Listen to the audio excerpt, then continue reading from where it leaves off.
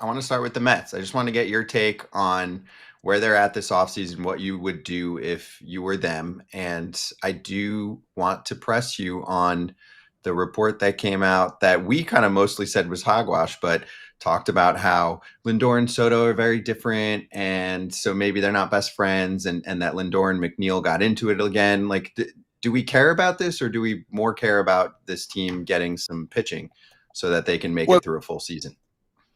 pitching, the last Okay. part, the better teams win. That's true on every club that you just may not hear about it. I used to tell them when the season's over, okay, we pick your friends for you, go pick your own friends. And, Jeff and Francisco are different. Jeff's a Long Beach State dirtbag, loves, everything about the game, thinks the world's against him sometime with line drives at people. And Lindor is a very stylish, worldly guy, and they're not, but it works. I called them together the first day I got there, and I'd heard a lot of stuff, and we didn't have a problem. Jeff, I think, led the whole globe in hitting that year. Nobody on the globe hit for a higher batting average than Jeff McNeil. And I think if you actually knew everything that went on behind the scenes with the relationships, and you're thrown together in a locker room for 8 months, 7 months. I mean, heck, I've been married 43 years, and there's not a day goes by I don't have to just shut up. But it's okay. It's okay. I don't. That's not the reason why they had a tough year. Their pitching wasn't very good. And Soto, if he wants to, I mean, he's a splendid unbelievable offensive performer. And I would say to him, hey, see you about 6:30, quarter to seven. And God bless you. I like the end game here. You can overmanage those guys, but if they get better pitching, all these stories will go away. Wait. You mean good players win games? Oh, okay, Buck. Well, then I have another brain buster for you. Has there ever been a time when you've managed a really good team where there wasn't some arguments in the clubhouse? And do you Never. remember any good stories where it's like, wow, that was a big argument, but it ended up being the best thing for our team because we did X, Y, and Z to finish the season out? Well, when I had the good ship lollipop, it never really ended well. I liked a little bit of an edge with the players. I know. I remember Jim Leyritz, early on, got pinch hit for, and he slams his helmet. He's trying to get your attention. And Donnie just said, "Hey, can I take care of this?" I go right ahead. In the dugout, completely quiet. He goes, "Boys, I just want you to know the king has left the building," because Jimmy had stormed up the runway. And the whole place cracked up and everything was great. And we went on about our business. He used to get on Paul O'Neill all the time about getting kind of whiny, like the whole world was against him with line drives at people. But having guys like that, those aren't confrontations. It's just, if you take yourself too seriously and you're getting, you think the whole world's coming to an end after one bad game or at bat, you're not going to survive very long, as you guys well know better than anybody. True. And speaking of, you brought it up earlier too. You said their pitching wasn't very good. You were not there with David Stearns, correct? You were not in New York. You guys. No, I had a conversation where I said, thanks for the good luck and hope things work out for you. That was about it. Okay, because he seems to like to not go after the big starting pitcher, not go after the big fish. He always wants to try to maneuver and I hate to say this because I like David Stearns, but like he wants to say like, oh, look, I found this diamond in the rough all the time. Why won't he just go after and get the best guy that fits his team? It's oh, look, we can get this guy for a little bit better deal, and he's not quite as good, even though he's really not as good, right? Why does David Stearns do that? And actually, forget David Stearns. Why do most GMs try to do that? Why don't they just go out and get the best players? Pitching, though, we're talking about Buck for Stearns, by the way, just to clarify so people don't say, oh, they got Soto. We know that. We're talking about starters, Buck, because last year he did what he did the year before, and he's signing guys like Montas instead of going for the big fish. Yeah, it's the ideal situation is you're kicking out your own players, but if you've got three so-called big-time prospects, you're lucky if one of them hits between the physicalness, being physically fit. But, David's kind of had that if you look at his track record with Milwaukee, which he didn't do a lot of player acquisition there other than, I think, trading Josh Hader, there's not really a big track record of how he looks at things, but you can always say no. You can always find a doctor that's going to poo-paw his physical status. Putting your arm over your head and jerk it down violently 100 times every fifth day is going to hurt your shoulder and your elbow. It's going to give at some point.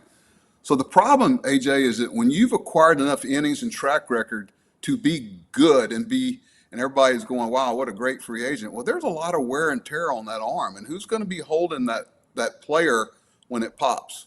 I mean, those are the conversations that happen. Trying to project health is such a hard task, and that's why it's so important that you develop your own pitchers. But I think I'm trying to figure what trade do you remember that David Stearns made other than the Josh Hader trade? I'm trying to think. I'm sure there were some.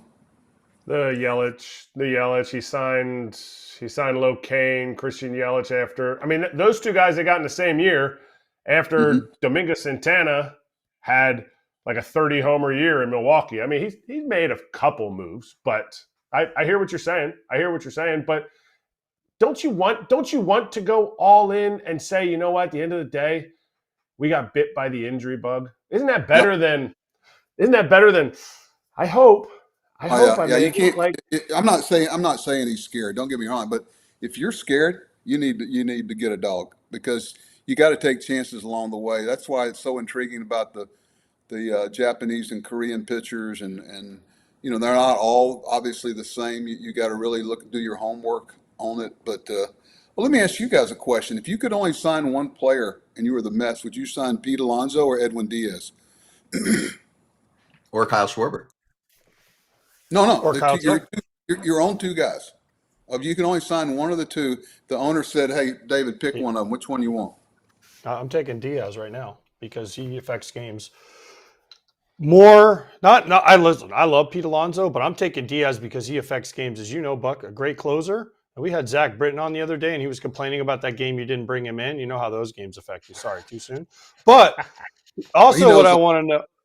He knows the whole story. There's more to it than meets the eye.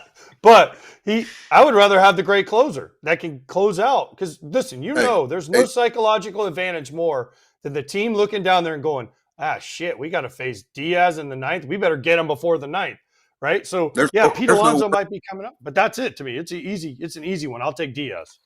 I can negate Pete. You can always negate Pete. And I love Pete to death. I've talked to him a couple of times this season ended, but trying to replace Edwin, you're going to end up with someone that's unproven or someone that's done it in the past, but you don't know which guy you're getting. Okay, and I love taking we did that with Britton, we did it with Jim Johnson. I love taking a starter from a team that can't afford these guys and make your own. You can make your own. You just got to pick the right guy and listen to people on the field. But life without a closer, when the guys are looking down going, I don't know how much is enough, it's not fun. It's not fun, especially in New York. And, you'd like to have both those guys on your team. Edwin's going to be really, really hard to replace. Wait, Buck, you talk like you were a manager that had to figure out how to replace Edwin Diaz. Like, you don't have any firsthand knowledge of that, do you? Firsthand experience? Oh, we had to replace Jim Johnson, had to figure out Zach Britton. Don't get me started. I would go back through my closer list, and it seemed like we always went to plan B. We always ended up with plan B, but it was funner in places like Baltimore where you had to be a little innovative and go get a starter. And, believe me, Zach fought us tooth and nail about going to the bullpen. I think he kind of likes it now. He had those little hands with that he could get over the top of that sinker. He's the only guy that I've ever seen, Big Poppy, just completely, two guys. They had two left-handers, Britton and Brian Mattis, God rest his soul. Ortiz, check out his numbers against those two guys sometime. He didn't even want to see him come in the game. Buck, I was talking about when you lost Edwin Diaz in the WBC. Oh my God! Don't get me you going. have firsthand knowledge of that. Awful. There's a lot to that story about how that all happened. I think we basically had him talked out of going. I'll never forget. I get a call from Brandon Nimmo about 9 o'clock, and in spring training I get up at 4:30, 5 o'clock, and I love spring training. I love everything about it. So I'm going night. I'm 10 toes up, and phone rings. I pick it up. It's Nim. And I go, what's up, Nim? And he goes, are you watching this? I go, no, I'm going to bed, young man. He goes, you might want to turn it on. And our season was basically over. It was over when he got hurt in the WBC.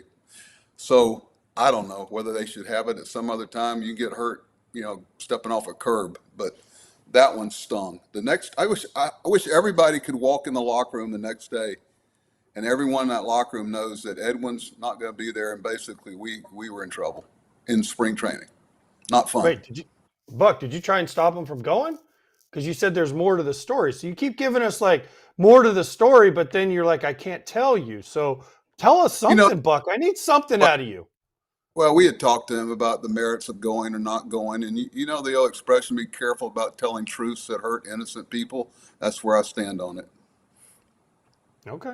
That's fair. That's fair enough. So then what do you think about, you brought up Nimmo. Nimmo took shots at the team too when he got traded. Is he justified in saying what he said? Because what do you constitute a shot? Well, he said he used the run prevention. The run prevention thing, and it was kind of like a backhanded compliment, right? And listen, if I'm Brandon Nimmo, I'm going from New York to Texas. I'm gonna save about $20 million in taxes over the next few years of my contract. I talked to him the other day. I reminded him of that. I said, housing is going to be a lot different. Price of gas is going to be a whole lot different. I can tell you that. But it's a good move for both of them. I think they both need a little change of scenery. I'm glad Nim approved it, and I think Semien. I think it's a move that will work out for both teams. I hope so. But Nim's he's at an interesting stage in his career. It's pretty much a wash with the money, so you don't see those trades very often. But it fit a need for both teams. Who wins that trade? Who on the surface right now for you? You're managing both teams. You're Skip Schumacher. You're Carlos Mendoza. Who is more excited about that trade in the moment? And I know you're a company guy, so you're like, I'm the Mets manager. I'm going to say, wow, I love having Marcus Semien. He's a leader. He's a quiet leader. All this stuff. Who wins this trade? Does it make you guys wonder at all that when a team trades its captain? It does make me wonder a ton. Think that one through a little bit. I'll leave that one alone. Wait, which team traded their captain? The Rangers. So you're saying Semien over Seager is the captain of that team? I think that's basically he was the captain there. Okay, that's fair.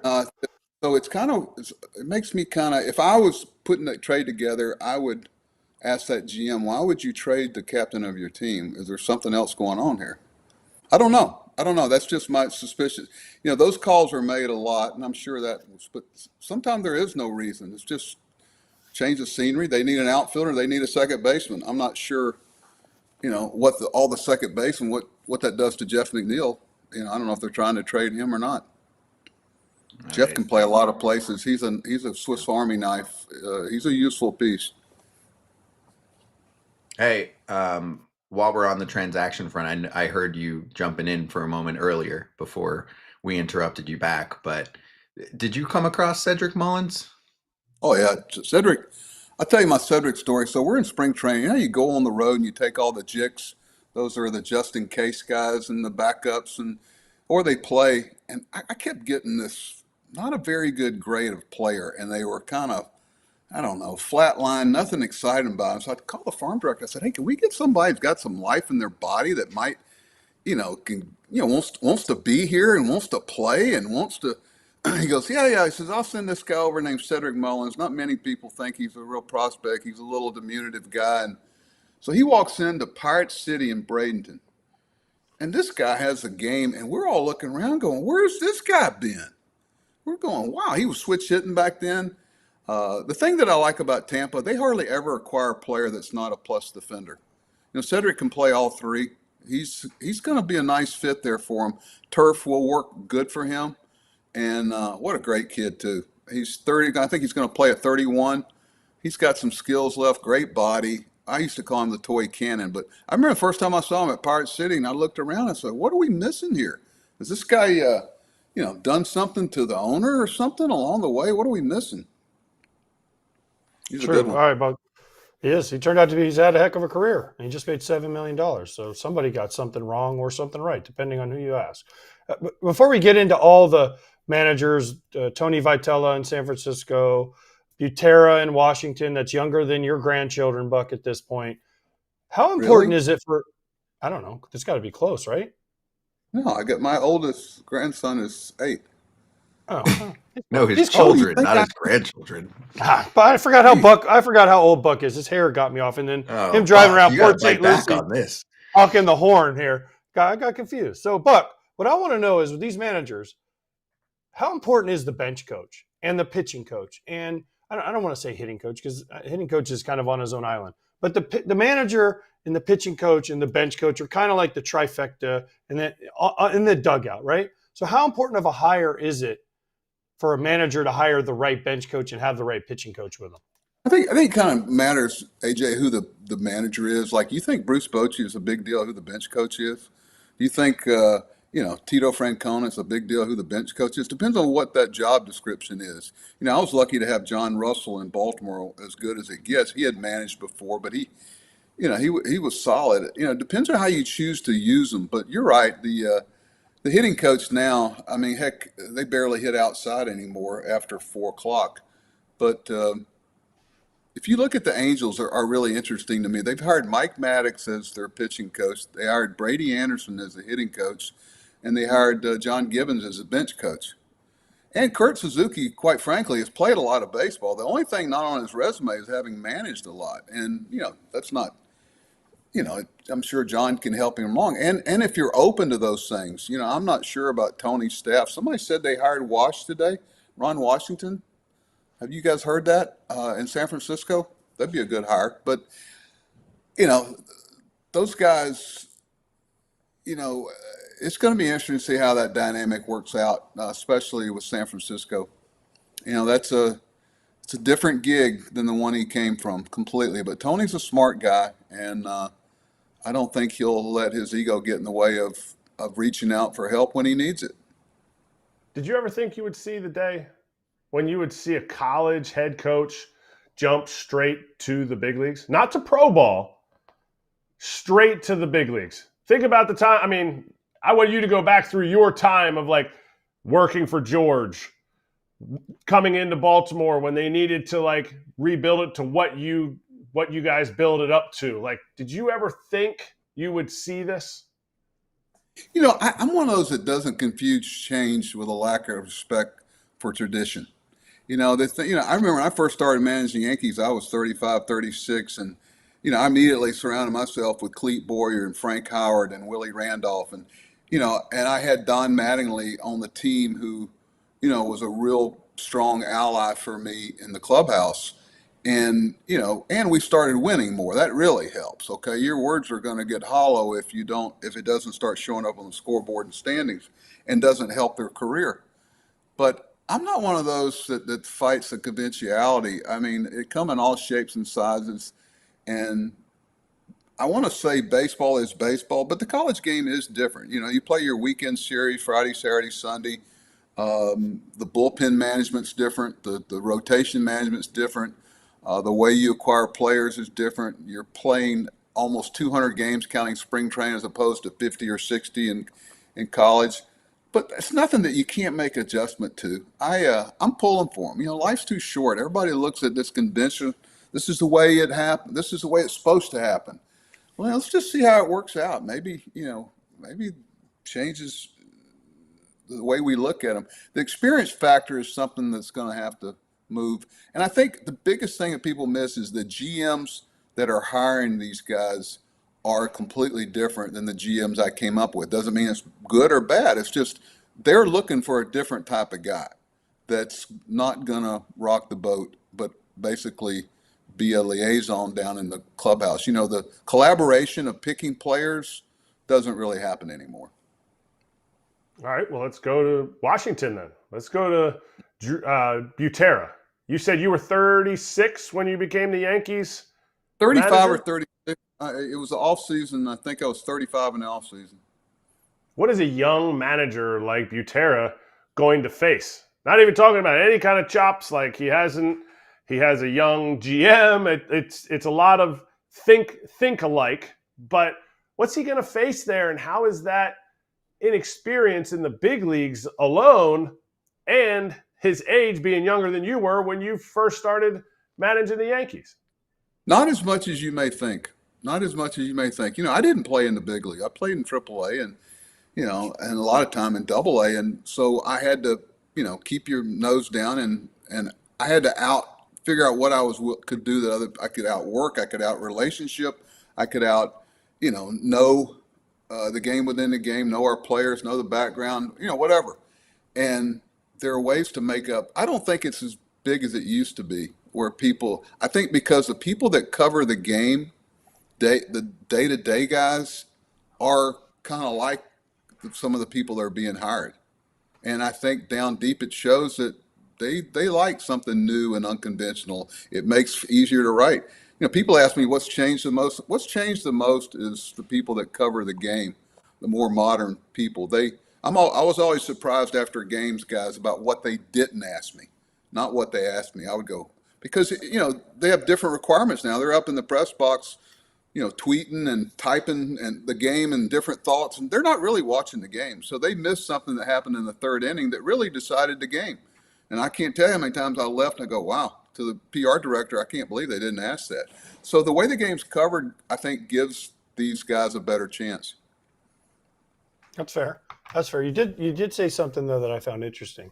When you said the back and forth between the GM and the manager and picking players has changed. Well, explain that, because I always said, listen, when I first came up, and that was 1998, Tom Kelly was our manager. Terry Ryan was our GM. Terry Ryan didn't really have a lot. It was Tom Kelly liked you, Tom Kelly didn't like you. If he didn't like you, you were out. Like, there was no Terry Ryan going to him and saying, I don't care what you say, Tom. Like, I like this kid. He's got a chance to be a really good player. No. TK was out on you. You were out. Nowadays, it seems like it's almost the other way. The GMs go and say, hey, Buck, here's your players. Make them work, right? And it used to be the other way. So explain how that has changed and why it's changed. Well, along that subject, when I see guys giving up coaches, hey, the manager's coming back, but 4 or 5 coaches aren't coming back. That's why I left the Yankees years ago, because I knew the respect I would have in the clubhouse was gone. All the things I asked them to believe in.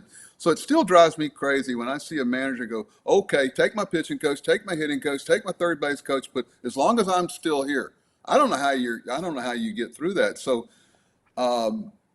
when you start giving people up your credibility in the clubhouse, hey guys, I'm going to be there for you. Wait a minute, you weren't there for that pitching coach that you said was the greatest thing ever.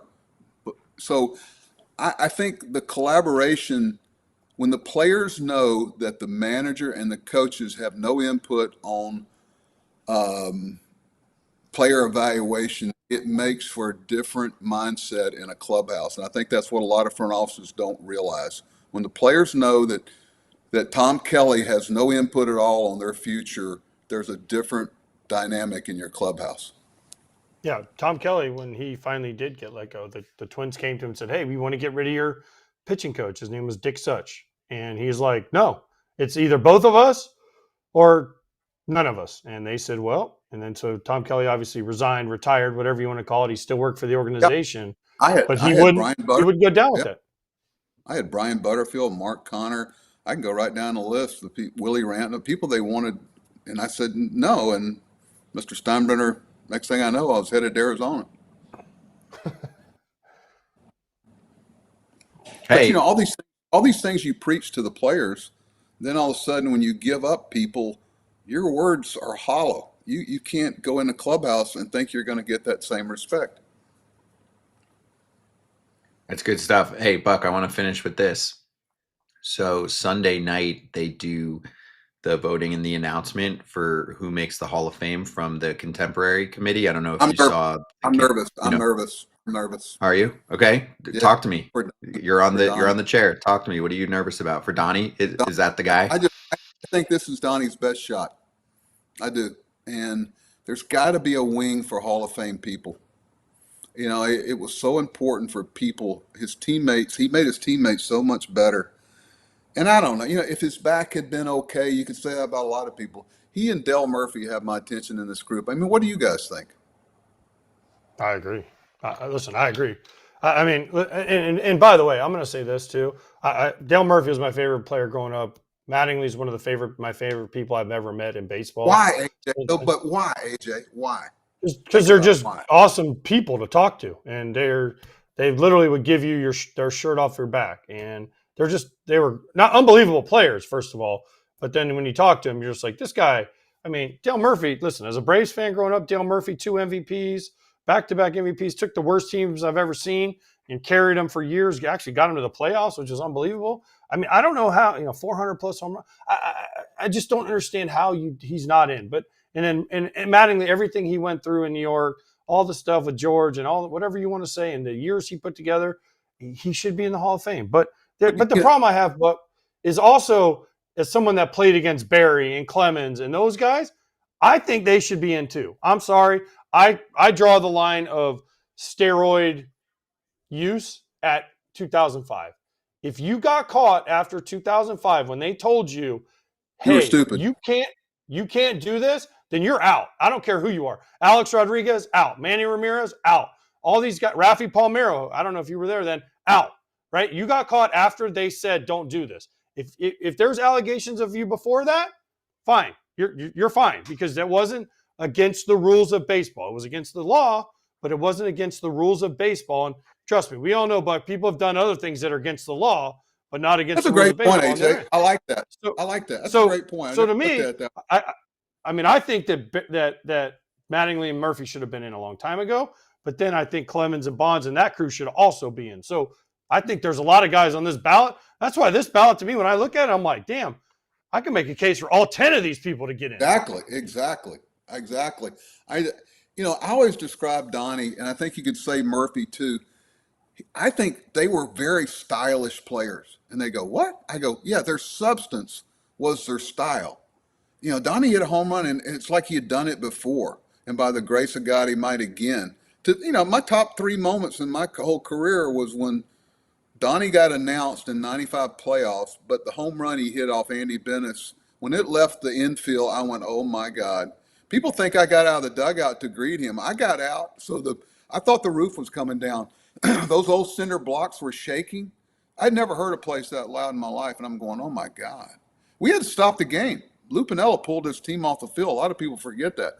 But Donnie having those moments, and his substance was his style. I said that about Jeter too one time, and that's what, they didn't have any of this look at me. Everybody, let me do something that draws your attention to me. You know what drew your attention is just how good he was. I was telling my grandson about it the other day after he scored and went through all these gyrations. I said, congratulations on the first one you've ever scored. And he goes, well, that's not the first one. I said, it sure looked like it. Last one real quick, Buck. Did you talk to Donnie? Did you talk to him leading up to this? Yeah. And is he nervous too? Is he one of those guys where he's like, no, this would be Donnie? No? I think Donnie's son is like 10 or 11 now. He's got 4 boys, I think. But maybe he's just not letting on. I don't know, because I played with him. I remember the first time I saw him, this long, skinny neck guy that hit 6 or 7 home runs. And, I was a jerk to him. He was playing my position. After watching him play for a month, I went, okay, you better find another line of work because he's ahead of you and you ain't catching up with him. He could fillet a ball as good as anybody, AJ. Needed a hit, he could duck fart a ball to left anytime he wanted to. Hey, as a proud duck farter, Buck, I love that skill. Oh, That I is know. a long, that's a long lost art, the old duck fart to the left field over the shortstop's head. The magic wand, Buck, Eric, you never had one of those to write? Buck, what sucks about a duck fart hit? Nothing. Absolutely nothing. You ever hit one that you're trying to pull and it goes this way? And you try not to act like it was a complete luck. So instead of, you try not to look for the ball because you're looking to left and it's over here to right. That's quite a skill to make everybody think that you meant to do that. In the big It's leagues, like a it's no-look hard pass. to get hits. It's hard to get Do what? hits.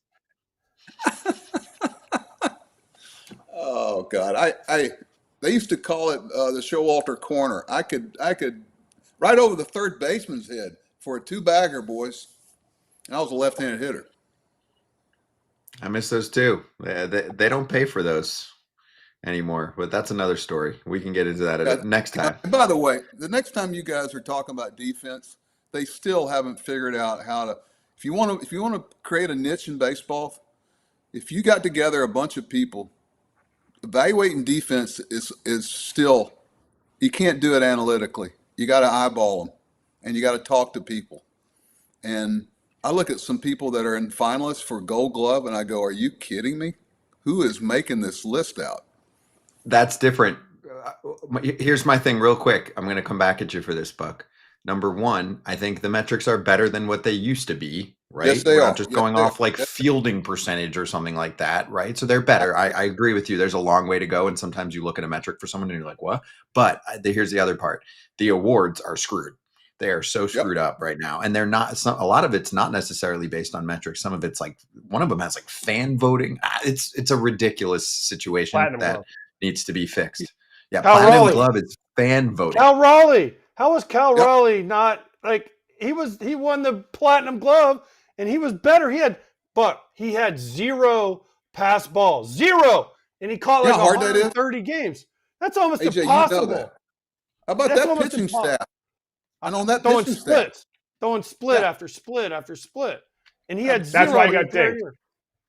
That's why he I got just- dinged. Well, Because that's his the other one. receiving went down and his blocking and his blocking went down. He saw the most balls in the dirt over, I think it was 88 miles an hour of any catcher. So all his numbers went down. That's why. Here, and I'll take him. I'll take him. All those numbers going down. I'll take him. Sign me up. Okay. And number two, like you guys, I think you said, Scott, that arm strength. Cedric Mullins has an average arm. No, he doesn't. No, he doesn't. Trust me, he doesn't have an average arm. What would you call it? Above average? I'm not going to say it's an above average arm or below average arm. I'm just telling you, it's the average in the major leagues. But like arm strength, do not tell me about arm strength just because what velocity they're throwing the baseball at. You know, it's so much more than that. So to properly evaluate defense, you've really got to have some people with trained eyes and boots on the ground that know what they're looking at. And how does it actually play in a game? You know, the double play, how do they evaluate who can turn the double play the best? Not by the number of double plays they turn. You know, maybe they're playing with a team that doesn't throw any ground balls. You know, how do you decide what a great tagger somebody is? J.J. Hardy was the greatest tagger I ever saw, but they never gave him any points for that. How about fly balls in the range on fly balls for infielders or catchers? There's so many variables to defense that they miss out on. Okay, I'm done. Thanks for letting me talk No, about it. but you're spot Buck, on. You're so spot because- on that. I know. We have a long ways to go for D. I know. Here's the thing, Buck. Cedric Mullins might not have the greatest arm in the world, but you know what he does better than most outfielders? As soon as the ball's hit, he comes and gets it. Right? So what, as a third base coach, what shuts you down first? How fast the guy's coming in to get it. Great point. Used to I mean, be, if AJ, he- that's a great point. I coached third base, and the rule of thumb was if the runner is in front of the bag when the player corrals the ball, secures the ball, you stop him. If he's past it, you send him, and if he's on the bag, you got to make a decision. If it's simultaneous. But I used to tell the guys, if you guys will come get the ball, you can have a 30 arm. You can have a below average arm, but if you come get the ball, you will shut some of these guys down that should be sent. That's a great point, AJ.